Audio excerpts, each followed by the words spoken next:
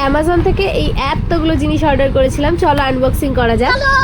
Total 4টে parcel order করেছিলাম, 3টে এসছে আর একটা আসবে সেই সোমবার। আমি এতদিন অপেক্ষা করতে পারছি না, তাই শুরু করে দিয়েছি খোলা।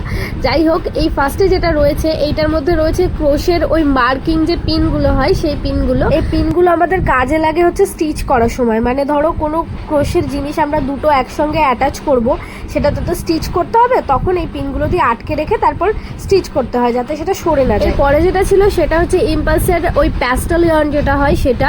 এটা বেশ একটা ভালোও লাগেনি, আবার খুব যে খারাপ তা নয়, তবে আমি নেক্সট টাইম আর এটা অর্ডার করবো না কখনো। মানে অ্যাকচুয়ালি এই উলটা আমার কাছে পুরো নর্মাল উলের মতন লেগেছে, তাই আমি বললাম। আর এরপরে যেটা রয়েছে এটা হচ্ছে সবচেয়ে বড়, মানে আমার প্রিয় উল। মনে হয় কি পুরো সারা বিছানায় এটা ছড়িয়ে রেখে তারপরে এটা ছিল প্লাশ অ্যান্ড কার্লির ব্ল্যাঙ্কি উল, যেটা দিয়ে অনেক সফট সফট যেসব টয়গুলো হয় ক্রোশের সেগুলো বানানো হয়। কমেন্ট বক্সে দেওয়া রইলো, প্লিজ চেক। বাই।